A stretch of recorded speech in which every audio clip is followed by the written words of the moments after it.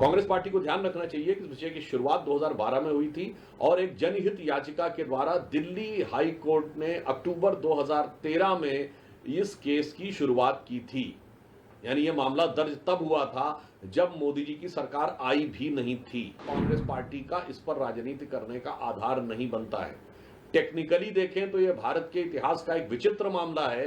Congress party के द्वारा इसमें 76% शेयर सिर्फ राहुल जी और सोनिया जी के पास, प्रवर्तन निदेशालय यानी ईडी के द्वारा जो श्रीमती सोनिया गांधी जी और श्री राहुल गांधी जी का नाम चार्जशीट में आया है, यह प्योरली एक टेक्निकल मामला है।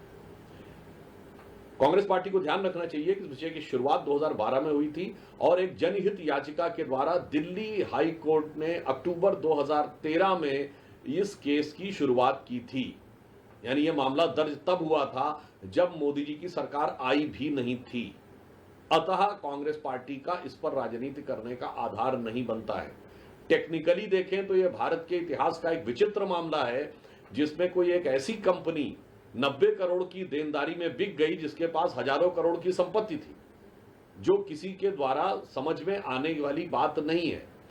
तीसरी बात यह थी कि कांग्रेस पार्टी के द्वारा इसमें 76% शेयर सिर्फ राहुल जी और सोनिया जी के पास थे। मतलब राजनीतिक दृष्टि से बहुत साफ दिखाई पड़ता है कि 2/3 से अधिक सिर्फ आपके पास रहेगा और बाकी किसी के पास नहीं। और मजे की बात यह है कि बाद में ये ने तय किया कि प्रकाशन बंद हो जाएगा और प्रॉपर्टी के बिजनेस में काम करेंगे। ये अपने आप में बड़ी विचित्र बात है। तो कांग्रेस पार्टी से एक सवाल पूछना चाहता हूं। आप कहते हैं कि पंडित नेहरू के द्वारा स्थापित थी, स्वतंत्रता संग्राम सेनानियों के द्वारा एजेएल एसोसिएटेड जनरल लिमिटेड स्थापित की गई थी। तमाम तो लोगों ने आपत्ति दर्ज की थी कि शेयर धारकों के पास शेयर थे उस जमाने के और उनसे पूछे बगैर ये दे दिया गया। तो ये गंभीर तकनीकी प्रश्न था। जहां तक मुझे ध्यान है तो शायद ये शांति भूषण जी ने भी इस विषय के ऊपर कहा था कि उनके पास भी कोई शेयर थे। खैर वो विषय अलग। मैं एक नैतिक प्रश्न पूछना चाहता हूं।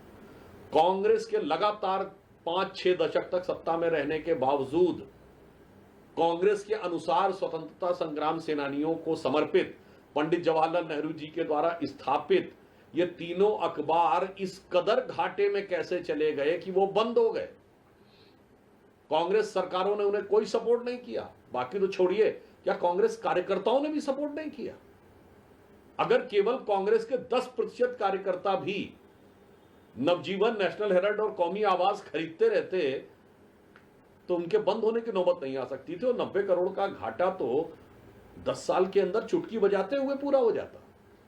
तो कांग्रेस से भी पूछना चाहता हूं, अंग्रेजी में नेशनल हेराल्ड, हिंदी में नवजीवन, कि उर्दू में कौमी आवाज को भी आपको ग्राहक नहीं मिल रहे थे।